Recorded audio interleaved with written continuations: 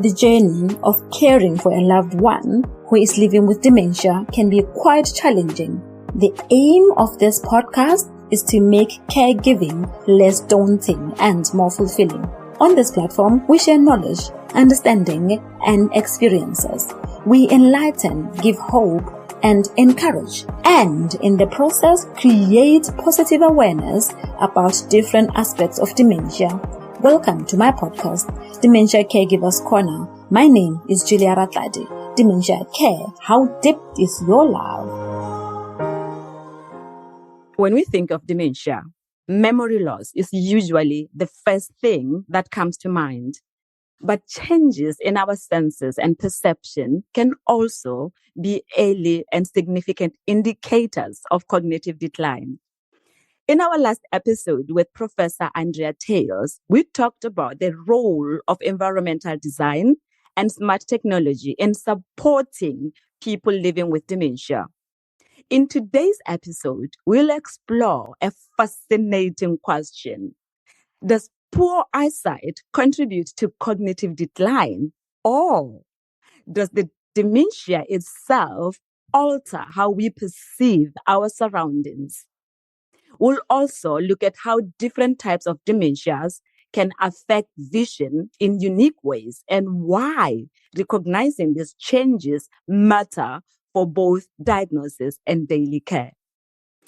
Joining me to chat about all of this is David Knight, an advanced clinical practitioner and independent prescribing optometrist based at the Royal Victoria Infirmary in Newcastle. With expertise in clinical research, medical retina, and managing patients with neurodegenerative disease, David is also a passionate educator and co-author of the research-based book, A New Approach to Dementia, Examining Sensory and Perceptual Impairment. His work bridges the worlds of ophthalmology, AI, and dementia care, making him the perfect guest for today's conversation. Ladies and gentlemen, let us welcome David Knight to Dementia Caregivers Corner podcast. Wow, that's such an introduction. Hello, it's lovely to meet you. David, I supported a lady who lived with vascular dementia. At one point, she had her cataracts removed. So because of some different forms of dementias, this lady would wake up at night and want to go out in the middle of the night because she didn't know what time it was. So the family came up with an idea to buy her a big cloak so that she'd be able to see time when she wanted to go out. And they put the cloak in the kitchen. It was a size of a laptop. The background was black of the cloak, and the numbers were written in red. So for someone like me, it was strange, someone who doesn't have skill or expertise in dementia and vision dysfunction. I was intrigued by how she was able to read the clock in her wristwatch, but was not able to read the big clock in the kitchen. So I want you to help us understand. Yeah. How does the eyes and brain of someone, maybe who does not live with neurodegenerative disease, work together to make people see properly versus the dysfunction that this lady happened in her life? So that's quite a huge question. I think that the way I would break that down is go back to first principles. What can go wrong with the visual system in general? And the first and most common complaint people are going to have is some kind of issue with their refractive status. That's the ability to whether they're long-sighted or short-sighted, for example, and that would be corrected with a pair of glasses. So, for example, use the example where you can see the clock on her wrist. So maybe that's because she's short-sighted, so she can see near objects, but she can't see objects far away. So that might be a simple case of, well, you just need a pair of glasses to correct that. Then we move on to the ophthalmological problems that can develop. You mentioned cataract, a very, very common problem in the elderly population across the world, and very easy to fix nowadays with cataract surgery, of course, if you know it's there. And so the important thing there is to have the ability to detect a cataract and then to treat a cataract successfully. There are many other eye conditions, again, unfortunately, very common in the elderly population. So that would include things like macular degeneration, of course. Diabetes can affect the eyesight as well, of course. Glaucoma is one which is quite sinister because it's symptomless and it can cause devastating loss of vision. So there are many conditions affecting the eyes themselves, and then you move beyond the eyes into the brain pathways. And of course, with dementia, it can affect the pathways in many different ways, and that can affect particularly your perceptual. So you may be able to see something, but can you interpret it correctly? Can you understand what that object is that you're looking at? Can you understand where it is in your vision? Can you interact with it appropriately? So it's not just about one aspect, it's probably a combination of aspects, all combining to cause that effect. Contrast is important, of course, as well. So again, your ability to pick out objects from their surroundings, and contrast is critical in that. Lighting, very important as well. So if you've got inadequate lighting, it may be that your lighting, you may perceive the room as being well lit, but somebody living with dementia may find that their perception is reduced. So everything seems a lot darker or dimmer to them, and they're not as aware of objects around them as they would be. And also their field of vision, if they're not able to pick out objects in their field of vision properly, they may not simply be aware there's a clock on the wall because they're simply not looking at it. There are additional conditions, health conditions such as stroke, which can affect your visual field, which makes you less aware of objects on the left or the right-hand side, for example. So it may be that there's a defect in the visual field due to those sorts of conditions as well. So there are many, many, many issues that can contribute towards that kind of symptom. And that's why it's so important to be able to examine these patients and understand what's actually going on so that you can then potentially help them in some way. Certainly, the first thing I would do is I would have an eye test and see if a simple pair of glasses can solve that problem. Mm-hmm. You've said quite a lot there. The things that you have mentioned, we'll talk about them as we go along. I want to take you back again, or to connect to the first question. So I said this lady, Jennifer, lived with vascular dementia. Mm-hmm. Would she have experienced the same if she was living with maybe Alzheimer's disease or frontotemporal? My question is, how does vision affect different types of dementia, or how does dementia affect ears? That's what I want to get out of this. With vascular dementia, it doesn't tend to affect the vision as much, although it's not one dementia is different to another dementia, of course. But with vascular dementia, there are not so many visual problems associated with it, as opposed to other dementias, for example, Lewy Body or posterior cortical atrophy, for example. These conditions are very well known to have significant visual side effects, which can quite dramatically affect someone's perception of their environment. With vascular dementia, it can affect your ability to be aware of objects around you and your surroundings, certainly. And it can also affect your ability to look at objects. So you can develop a condition where when you move your eyes towards an object, maybe you can overshoot or undershoot. So you have to sort of move more compensate with your head movements and things like that as well. It makes it more challenging, yes, but your vision is usually still quite normal. Mm-hmm. Which now brings us to the main question. Tell us, David, does poor eyesight contribute to cognitive decline, or is it dementia that changes the way we see and interpret the world around us? So in terms of the evidence available at the moment, certainly vision is increasingly being recognised as a contributing factor to dementia, particularly later in life. There is a Lancet report published quite recently, and I believe, I think it was last year, that identified that it was a factor, and correcting a vision problem can help to delay or reduce the risk of someone developing dementia. So there is certainly evidence out there supporting the hypothesis that improvement in vision can help to delay the onset of dementia, for example. When it comes to the other way around, turning on its head, I mean, if you have a dementia, then you're less likely to report vision loss as well. So it may be that you experience vision loss in addition to developing a dementia. And then that may mean that can go uncorrected, because if you don't communicate that sufficiently, maybe nothing gets done about it. And certainly in my field of work, that's a very common problem. Patients have easily correctable vision problems, but because if you ask them directly, you ask them, how is your vision? Are you able to see? And of course, every single time they'll say yes, yes, yes, no problem. And when you actually assess their vision, of course, their vision is extremely poor. But they will never admit to that, in my experience, certainly. So it's about delving in, digging in, and finding out what the underlying problem is, so you can then rectify that. And certainly, in a significant proportion of cases, I believe it's roughly 50% of cases, there are people living with dementia with correctable vision loss. So all you have to do is find it, and you can improve their quality of life. And it can be as simple as a pair of glasses in many cases. It gets me thinking, do you then have to have a good relationship maybe with this person living with dementia to convince them, for lack of a better word, to convince them to check their eyesight? I think it's very important to identify that if somebody's living with dementia, it's critical to look after their senses. That's a key theme of the book. Obviously, my chapter was on vision, but there's all the other chapters as well on hearing and so on. And get the hearing checked, get the vision checked. If you don't know when it was, get it checked again. And it's critical. The number of times I see patients who are wearing a pair of reading glasses because they've been told to wear their glasses, so they have their reading glasses on, but they're wearing them all the time, so they can't see, your example, the clock on the wall across the room, because they've got their reading glasses on, so they can see close up. But that's because somebody got it into their head saying, well, this person has to wear glasses all the time. So it's about understanding not just whether they need to wear glasses, but what the glasses are for and using them in the correct way. And it's very helpful, for example, to write on the glasses what they're for on the inside. I would also strongly advise to put the person's name on it as well, so that if it does go missing and you find them, you know who they belong to as well. Yes, my mind went to Jennifer again, and I'm wondering whether those glasses were perfect for her. But yes, anyway. Or indeed somebody else's, which often happens in my experience anyway. It's possible. She had it's so easily done.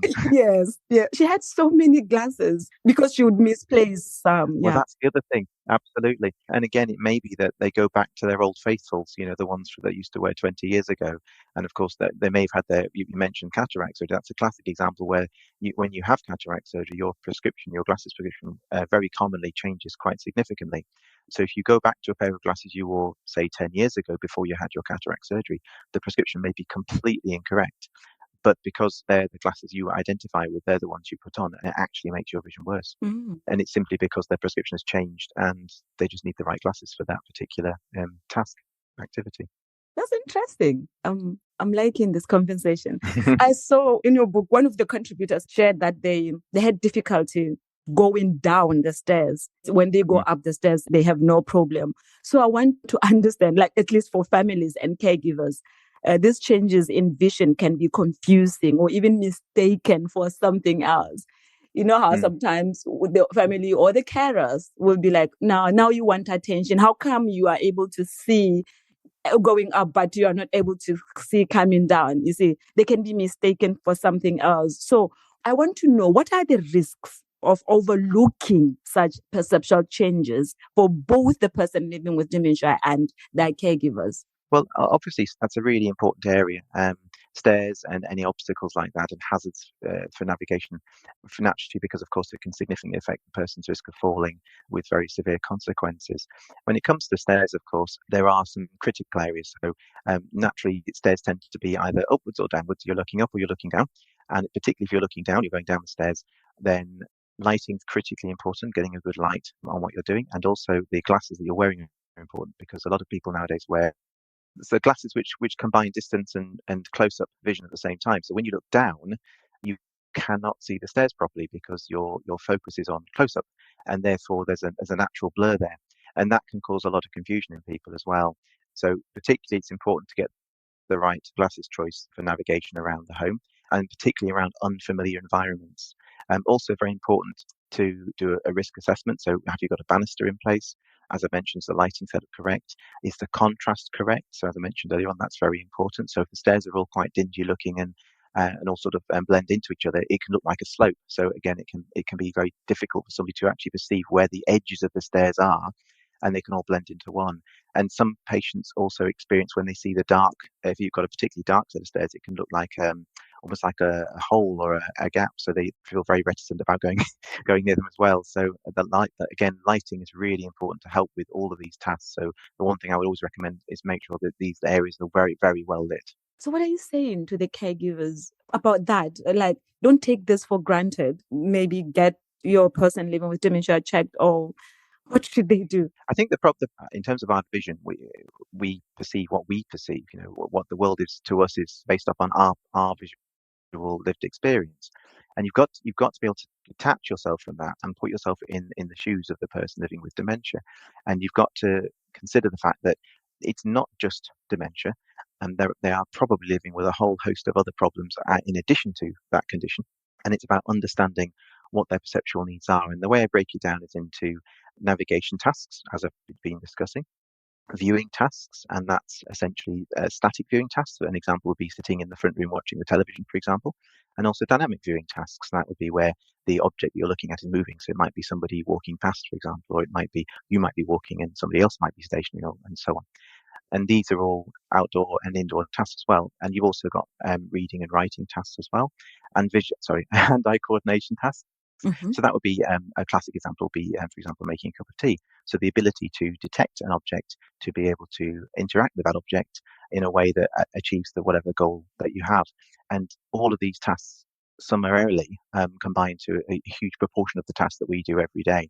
So if you can identify which particular area of task the person is struggling with, it can really help you to understand which area you need to work on to improve their quality of life.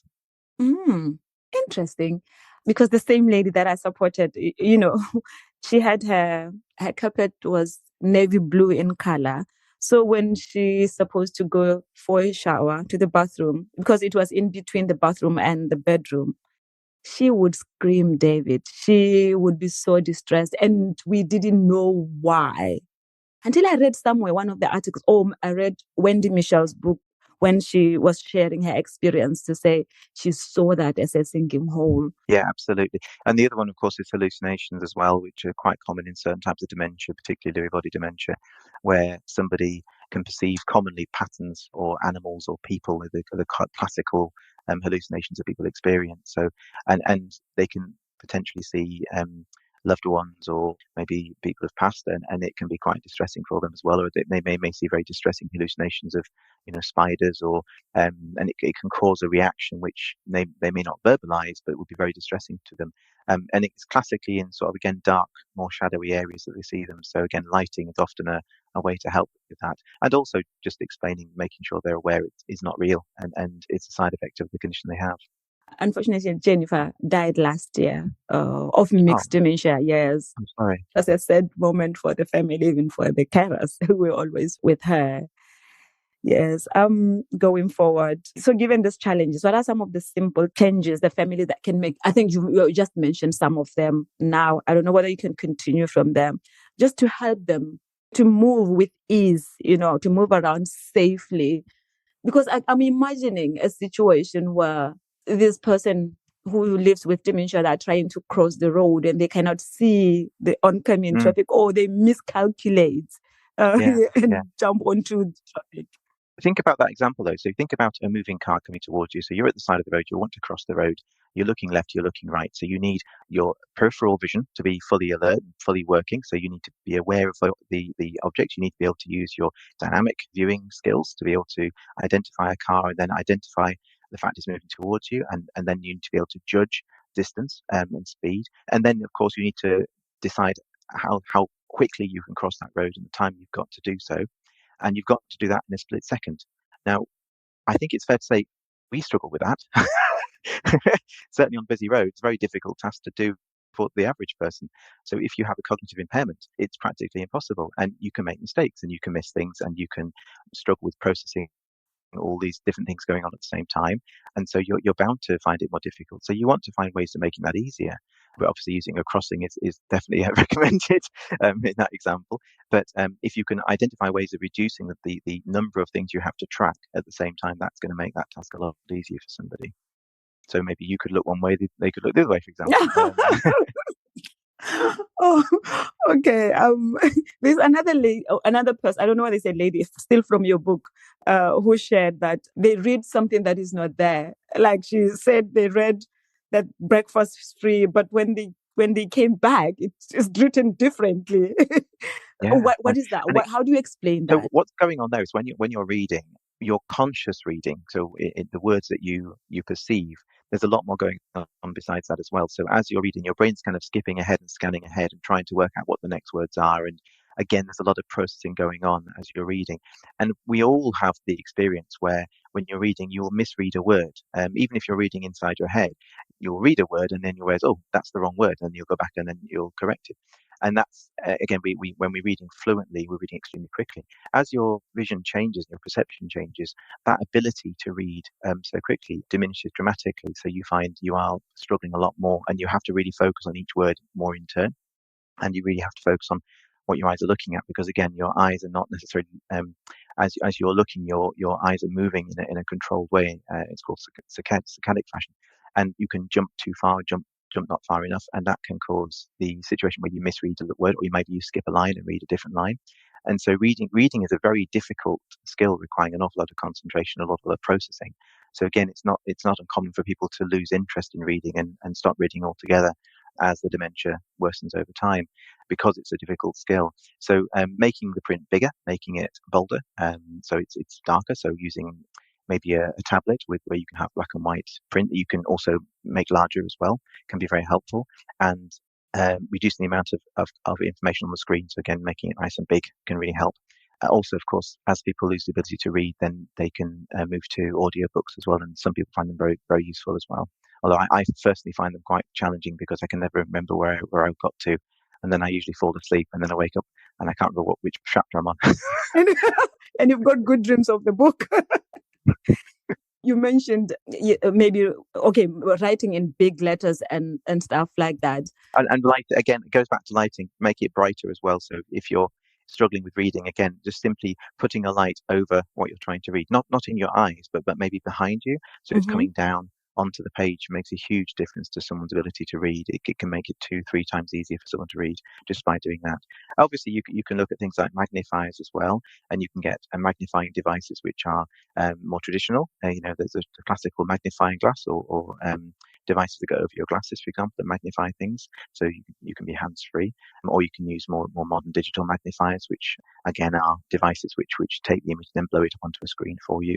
Of course, CCTVs and things like that, which again put it onto a very large, like, computer monitor or a television screen as well. So there's ways to make that print bigger. There's multiple ways of doing it, and really, if somebody in a situation where they would require assistance with tasks like reading, where traditional glasses don't work, there's usually a low vision rehabilitator can be really helpful, and that can be usually assessed through local hospitals. Yeah, again, you mentioned about color. Do we have colors that are not user-friendly for people with dementias? So different dementias affect colours in different ways. So there are some dementias where certain colours are more effective than others. I think I'm going to get this wrong. I know I am.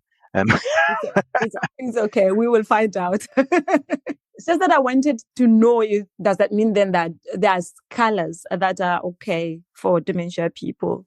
Well, I think the summary is that the colour perception is governed by the photoreceptors in the eye, and also in terms of the visual pathways as well. So absolutely, they can be changed in different ways, and your perception of colour can change significantly as the dementia progresses over time. So colour is, yes, important, but I think contrast is really important. So it's not just the colour, it's also what is the background and how cluttered is the environment. So if you imagine a busy scene where there's lots and lots of colours, I always think of it like if I go into a very, very noisy environment, like if I'm in maybe a pub, for example, and there's lots of discussions going around me, and then someone sits in front of me and has a discussion with me, I really have to concentrate on that person to really understand what they're saying. Whereas if I was talking to somebody in a room, a nice quiet room, it would be much easier. And I'm sure we've all had experiences like that. You're trying to filter out that background noise, and it takes bandwidth, it takes effort. Same thing applies to your vision as well. If you're in a room with lots of activity going on, a crowded room with lots of people, for example, and you're trying to focus on a particular, maybe you're talking to somebody in front of you, your brain is constantly trying to process what else is going on around you. You can't switch that off. So you're trying to really concentrate, and you get distracted very, very easily. Someone drops something out the corner of your eye, and you've lost your train of thought just like that. So again, it's very important for somebody with a cognitive impairment to really make things as easy as you can, so you can have those meaningful conversations without those distractions, without the visual clutter in the environment. You really want to try and make the background plain, and so that the person that you're talking to is the focus, so that you can really get a good, meaningful conversation and help them with whatever they're trying to achieve. I'm here thinking, I was with Jennifer in her home, right? I mean, the family were able to navigate her care because they were able to change whatever they wanted to change at any particular time. And I'm thinking if she's in a care home with different other people who are living with dementias, how challenging it would be for care homes to adjust to the different. That's what I'm thinking. Yeah, so I'm extremely experienced of working in an awful lot of care homes, and of course, no two care homes are quite the same. And I think that it's such a challenge, isn't it? If you think about it logically, you've got a home environment. You've probably been in that home for 30, 40 years, and then suddenly that disappears, and you're in a completely unfamiliar environment, and you have to adapt to that environment. Well, on day one, pretty much, you're thrust into that, and all of a sudden everything changes, and it must be so strange for the person that in that situation to have to go through that, and then for that to become the new normal. And I think it's very challenging. But then, how do you square that circle? Do you have to decorate every room in the same way that the person's been used to? Obviously, you can bring in ornaments and objects which the person finds familiar. I think that's very important to do that. So they've got some things they can focus on.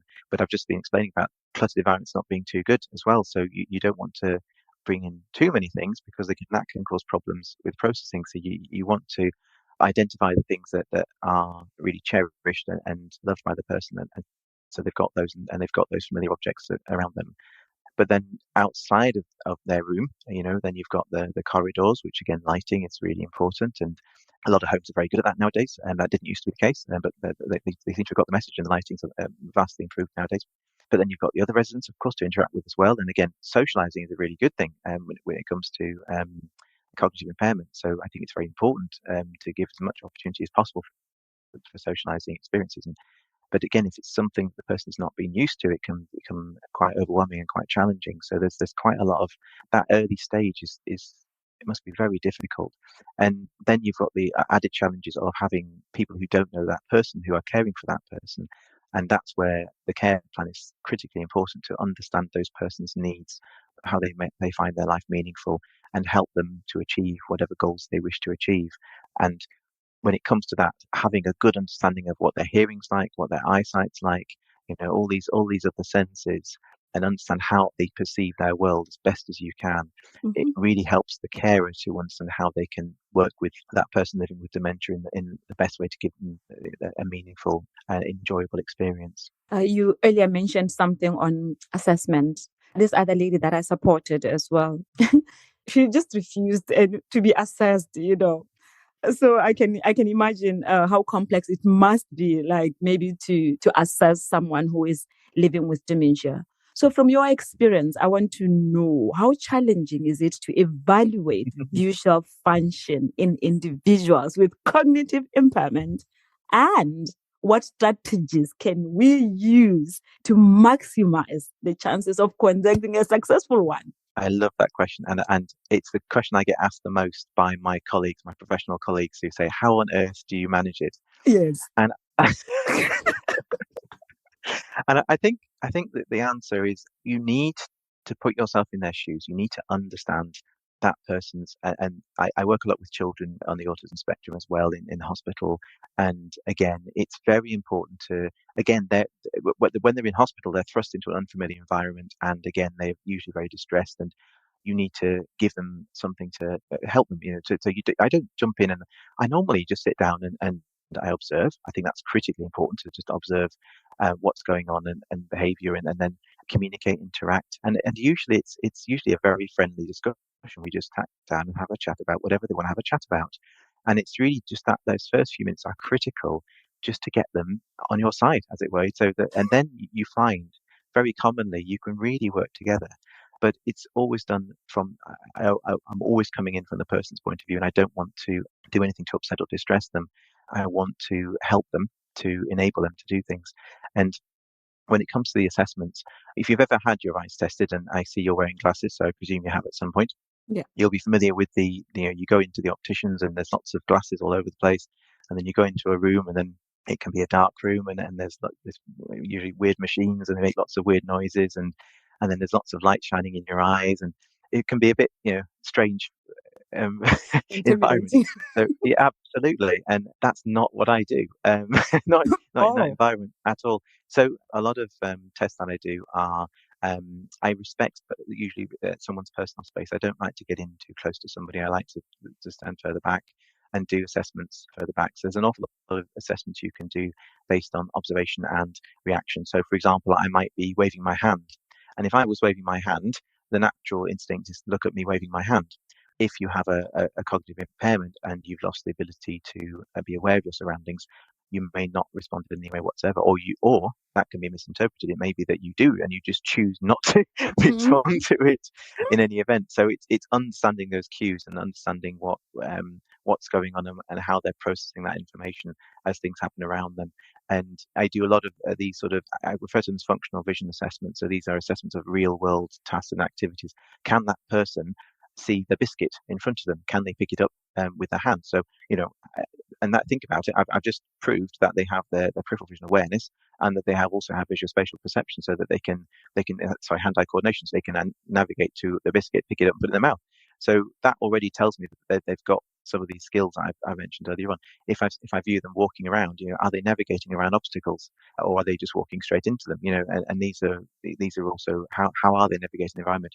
A very common phenomenon you'll see is people get to a threshold of a room and then they'll stop because they get to the carpet color changes, and so they're trying to work out what is that I'm about to walk on, and so you can see the thought process going on. And so these sorts of observations are critical, and I've not done a thing, I'm just watching them do this, but it always tells me an awful lot of information about what their experience, how they're using their eyes, and how they're perceiving their environment. When it comes to the actual physical test, though, there are some tests which you do need to, for example, shine lights to people's eyes with, and it's very important to do it very gently, very carefully, and with respect for the person and the individual. If they don't want that, I'm not going to force it on them. I'm going to be quick. I'm going to try and get as much information I can as quickly as I possibly can. So I might shine light in the eye. It might take me 2 seconds, but that'll give me a huge amount of information about that person's visual status. For example, with a common technique called retinoscopy, which is a technique where you shine a light in someone's eyes, usually from about roughly just under a meter away, you can tell an awful lot about whether somebody needs to wear glasses from literally a 2-second examination. The point is to think about the test you're doing and what essential information you need to get from that test, and do it as quickly and as pleasantly as you possibly can.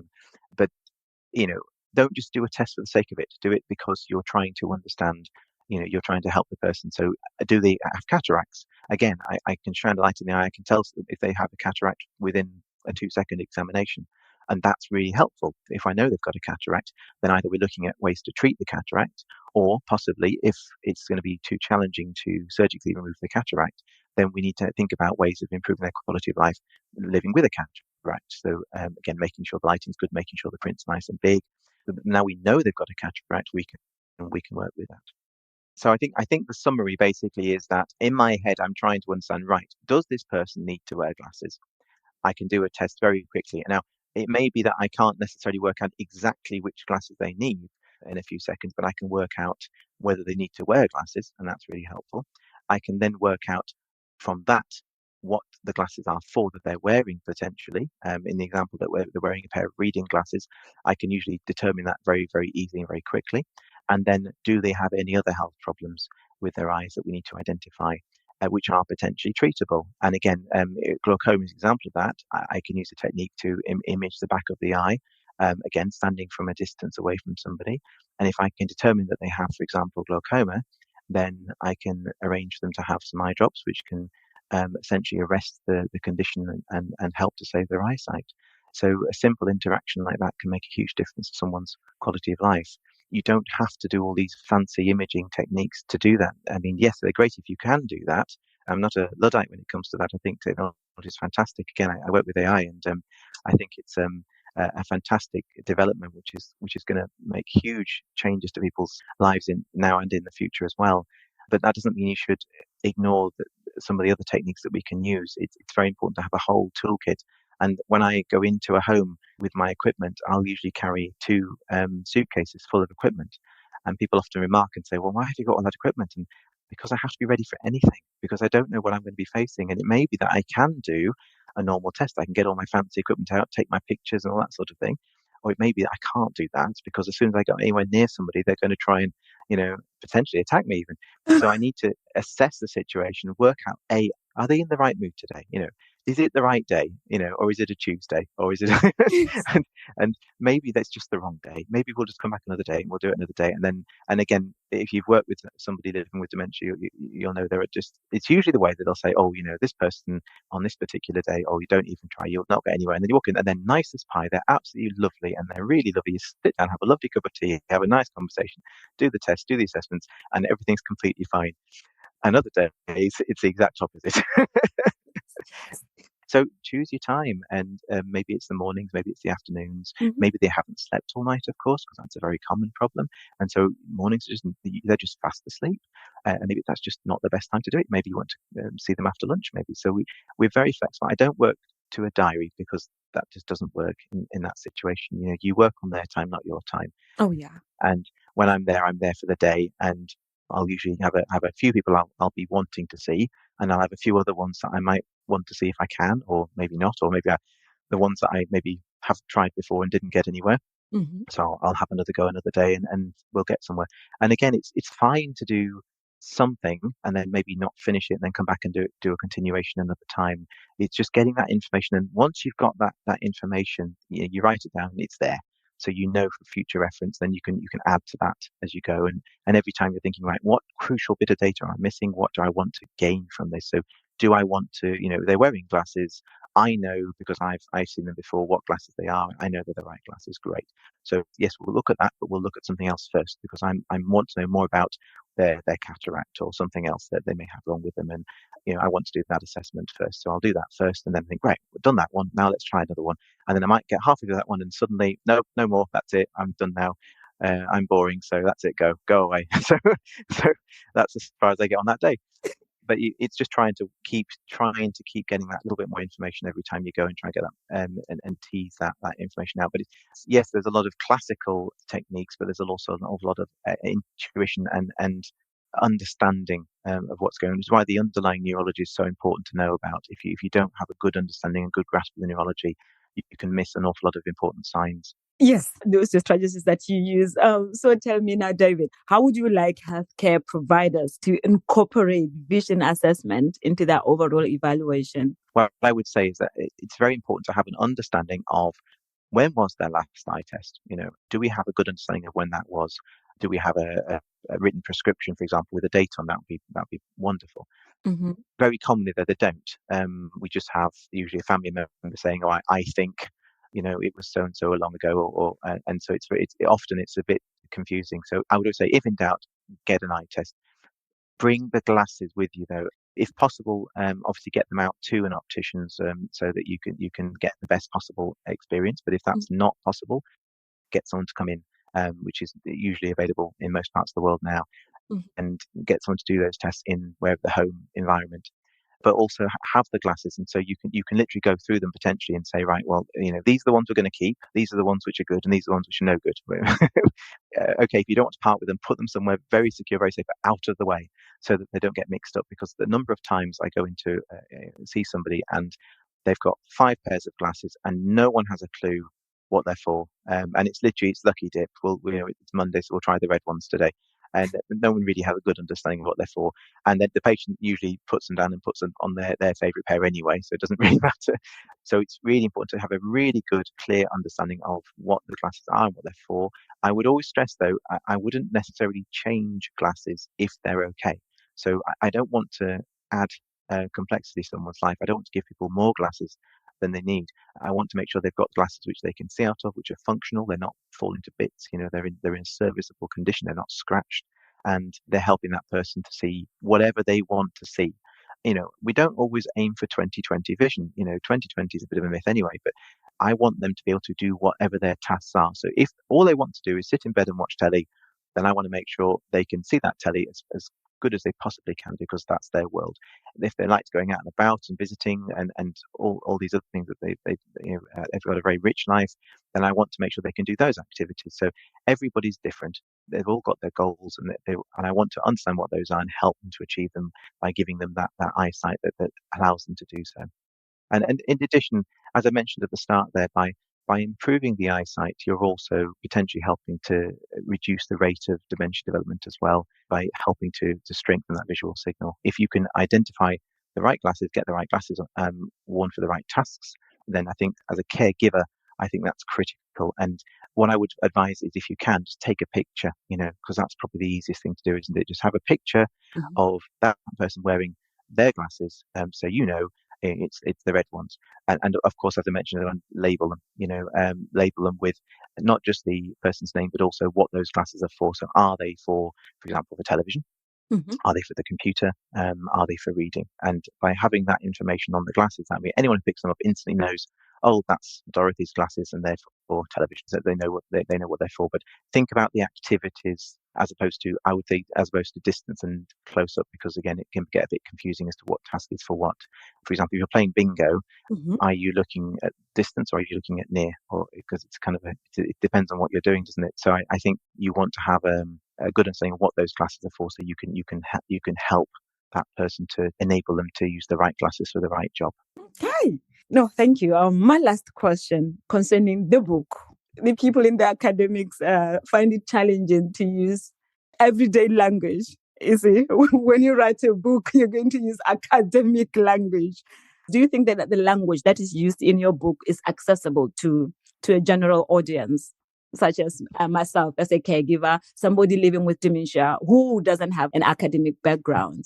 I think there are sections inevitably that are going, like the neurology sections, are going to be heavy reading, and I think that's a kind of unavoidable. That it's complicated. How the brain works is super complicated. No one truly understands fully, and there's an awful lot of fairly complicated information there, which I think is going to be quite difficult for some people to go through. But I think the practical sections are written in a very different language, which is much more accessible. And that's the section which the way I view it is, if you're a professional, the neurology is really, really important to understand. As I mentioned earlier on, it helps you to do your job better. From the caregiver's perspective, Mhm. the practical information, the practical tips are very easy to understand. And those are things you can do today. Those are simple things, book an eye test, for example, which you can do straight away and potentially can really help somebody's quality of life. So I think there are different levels of language used. Personally, the chapter I've written, which is a chapter on the vision section, I've used a mixture of writing styles deliberately for that reason, because I'm trying to talk to different audiences when I'm writing. And you'll see that as you go through, there'll be sections, and don't be put off by the complicated section, because I think it's important to be able to dip into that if you want to know more about, for example, how do we see color, for example, and those sorts of questions, that you can dip into that and you can begin to understand that process. But there's an awful lot for somebody who doesn't have a PhD. Say that again. Because it's a very, certainly in the vision it's an enormous subject. I've only just put my toe in the water in terms of the book, because you could just go on for hours. My first draft was multiple times the length of the chapter as it turned out, because there's so much you can write about, and it's about really trying to hone that down to useful information that is of relevance to people who are interested in people living with dementia and want to help them and want to support them. And that's ultimately why we did it, because we want to really help other people to help those people living with dementia. Yes. And if we can achieve that, we've done it. Mm-hmm. And where do we get it? Is it already published? It's already published. It's available on the Taylor and Francis website. I know of. I'm not sure if it's on Amazon. It probably will be, won't it? But I haven't actually done a search for it yet. But it will be available, as they say, in all good bookshops, or at least from all good bookshops. But certainly on the publisher's website, you can access it at the moment, and you can purchase the ebook, the paperback, and the hardback. Okay. All right. No, thank you very much for your time. I think I've gotten what I wanted out of this chat. Thank you very much, David, for availing yourself. It's been such a pleasure, and nice to talk to you as well. And thank you. Anything you can do to get the word out about how to help people with living with dementia, I think it's really, really important. But thank you for your time as well. It's been lovely to talk. Yes. Let me take this time to thank you, our dear listeners, for tuning into this episode. If you have enjoyed our conversation or are passionate about dementia care, please consider leaving a review and sharing this episode with someone who might benefit from it. Your support helps us reach more and more people and raise awareness about dementia-related issues. Until next time, take care. Bye for now. Dementia care. How deep is your love?